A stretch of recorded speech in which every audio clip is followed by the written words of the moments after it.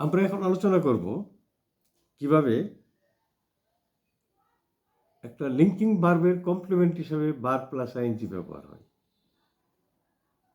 একটি লিঙ্কিং ভার্বের কমপ্লিমেন্ট হিসাবে, যেমন রহিম ইজ এ বয় বা করিম ইজ এ স্টুডেন্ট।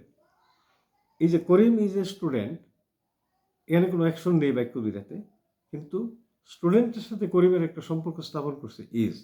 এই জন্য ইজ ভার্বটাকে আমরা বলি লিঙ্কিং ভার্ব। ইজ ভার্বটাকে বলি আমরা লিঙ্কিং ভার্ব। তাইলে এই লিঙ্কিং ভার্বের সাথে করিম নাউনের সাবজেক্টের সাথে তার যে কমপ্লিমেন্টটা, তার সম্পর্ক স্থাপন করছে, এই কারণে সে লিঙ্কিং ভার্ব। আর লিঙ্কিং ভার্ব সাবজেক্টের সাথে যার সম্পর্ক স্থাপন করে এটাকে বলা হয় তার complement. Karim is a student বা Rahim is a boy. Boy complement, is linking verb, Rahim হলো সাবজেক্ট। আচ্ছা, এখন যেভাবে নাকি লিঙ্কিং ভার্বের কমপ্লিমেন্ট হিসেবে এখানে স্টুডেন্ট বা বয় ব্যবহার হয়েছে এই নাউন দুইটা, ঠিক একইভাবে ভার্বের আইএনজি যুক্ত হতে পারে এই লিঙ্কিং ভার্বের সাহায্যে সাবজেক্টের সাথে। যেমন আমরা যদি বলি যে my hobby is reading story book. My hobby is reading story book.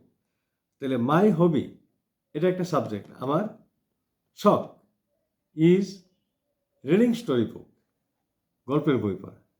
তাহলে এখানে রিডিং স্টোরি বুক এর একটা নাউন ফ্রেজ তৈরি হয়েছে এই রিডিং এবং তার অবজেক্ট সহ মিলে, স্টোরি বুক মিলে। এই নাউন ফ্রেজটি যুক্ত হয়েছে ইজের দ্বারা মাই হবির সাথে। তাইলে এই ইজ লিঙ্কিং ভার্বের কমপ্লিমেন্ট হলো reading story book. Is linking ভার্বের কমপ্লিমেন্ট হলো রিডিং স্টোরি বুক। অর্থাৎ ইজের পরে বা লিঙ্কিং ভার্বের পরে যেভাবে একটা নাউন ব্যবহার হয়, ঠিক তদ্রূপভাবে এখানে আমাদের রিডিং স্টোরি বুকটা তার সাথে সাবজেক্ট মাই হবির সাথে যুক্ত হয়েছে লিঙ্কিং ভার্বের সাহায্যে। তাই এটাকে বলবো আমরা লিঙ্কিং ভার্বের কমপ্লিমেন্ট। একইভাবে আমরা সেন্টেন্স ব্যবহার করতে পারি, যেমন his aim is being a doctor. His aim অবস্থাগত একটা সাবজেক্ট, কিন্তু তার উদ্দেশ্য his aim is being a doctor.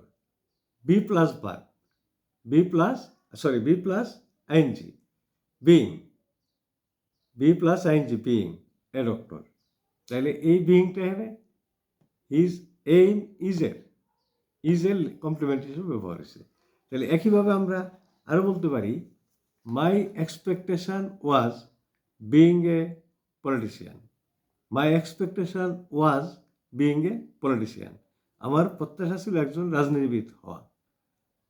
My expectation was being a politician. আবার আরও বলতে পারি মাই expectation was being a teacher. My expectation was being a teacher. তাহলে এখানে প্রত্যেক ক্ষেত্রেই ইজ লিঙ্কিং ভার্বের কমপ্লিমেন্ট হিসাবে বিইং এ টিচার বা বিইং এ পলিটিশিয়ান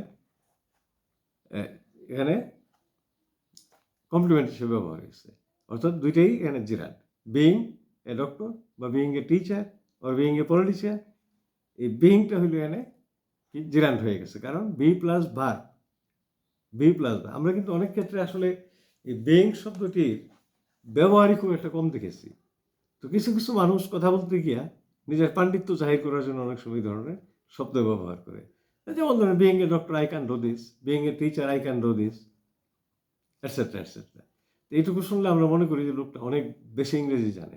বেশি না, তোমরা সবাই জানতে পারো ইংরেজিটা, এটা খুব বেশি কোনো ব্যাপার নয়। আসলে এই জায়গাটার সাথে আমরা একেবারে পাঠ্যপুস্তকের মাধ্যমে কোথাও পরিচিত নয়, এমনকি আমাদের টিচারদের টিচিং প্রক্রিয়ার মধ্যে আমরা কোথাও পরিচিত নই। তাই আমাদের কাছে এটাকে বিশাল কিছু মনে হয়। তারপরে দেখতে পারি আমরা his ambition was making a good result in the exam. Making a good result, make plus বা আইএনজি, মেক ভার্বটির সাথে আইএনজি যুক্ত হয়ে মেকিং।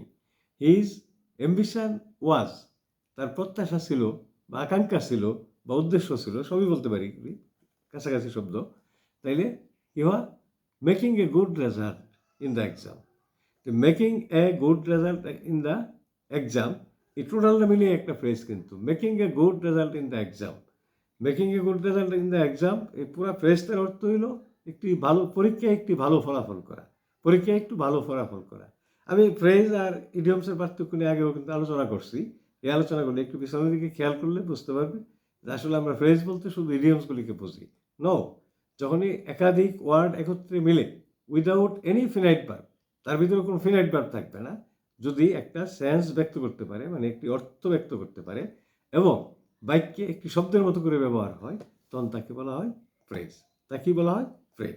আর যদি গ্রুপ অফ ওয়ার্ডসের ভিতরে কোনো কারণে একটা ফিনাইট ভার্ব থাকে, তখন আর সে ফ্রেজ থাকে না, সে হয়ে যায় তখন ক্লজ, সে হয়ে যায় ক্লজ। হ্যাঁ, আমাদের ক্লজ নিয়েও আসলে প্রচুর ঘাটতি আছে, যাকেগুলি আমরা পরবর্তী আলোচনা করবো একে একে, আমরা বুঝতে পারবো সবই, সমস্যা একটা বাকি থাকবে না। তবে মন দিয়ে একটু শোনা ক্লাসগুলি। তাইলে আমরা যেমন the first skill is listening to learn English language. The first skill is, the first skill এই ফ্রেজটা সাবজেক্ট হয়েছে, is, the first skill is listening. প্রথম দক্ষতা বা প্রথম এই ভাষা শেখার প্রথম ধাপ যেটা, এই ধাপটা হলো listening. Listening to learn English language, ইংরেজি শিক্ষার জন্য, বা টু লার্ন এনি ল্যাঙ্গুয়েজ। অথবা the second skill is speaking. The second skill is speaking two learn English or two learn any language. যে কোনো ভাষা শেখার জন্য দ্বিতীয় ধাপ বা দক্ষতা হলো কি? বলা। প্রথম দক্ষতা কি? প্রথম ধাপটা হলো শোনা, দ্বিতীয় ধাপ হলো বলা। তো এভাবে আমরা বলতে পারি যে the third skill is reading. The third skill is reading to learn English language. অথবা the third skill is reading to learn any language. And the fourth and last skill is writing to learn English or to learn any language. Any language. তাহলে এখানে আমরা খেয়াল করছি is linking ভার্বের complement আকারে ব্যবহার হয়েছে লিসেনিং। লিসেনিং মানে listen plus ING, verb plus ING, এটা জিরান। সেকেন্ড ক্ষেত্রেও ইজ ভার্বের কমপ্লিমেন্ট হিসেবে ব্যবহার হয়েছে স্পিকিং। স্পিক এই ভার্বটার সাথে আইএনজি যুক্ত হয়ে স্পিকিং। যেহেতু লিঙ্কিং ভার্বের কমপ্লিমেন্ট আকারে এগুলি ব্যবহার হয়েছে, এর প্রত্যেকটাই হলো নাউনের কাজ করছে। সো দে আর জিরান, দে আর জিরান। আর ব্যবহারটার নাম কি? As the complement of linking verb, as the complement of linking verb. আমরা এই as the complement of linking ভার্বের মাধ্যমে আমরা অনেক ভার্বকে আইএনজি যুক্ত করে এখানে ব্যবহার করতে পারি। একটু নিজের মাথাটা একটু খাটাইতে হবে, তাইলে শুধু নিয়ম শিখে কিন্তু ইংরেজি শেখা যাবে না, কোনো ভাষা শেখা যাবে না। একই রোলের ভিতরে, এই রোলের ভিতরে যদি আমি 50টা 100টা সেন্টেন্স প্র্যাকটিস করতে পারি নিজে নিজে, then I will be able to express my thought with this formation or with the structure of this sentence. Thank you very much.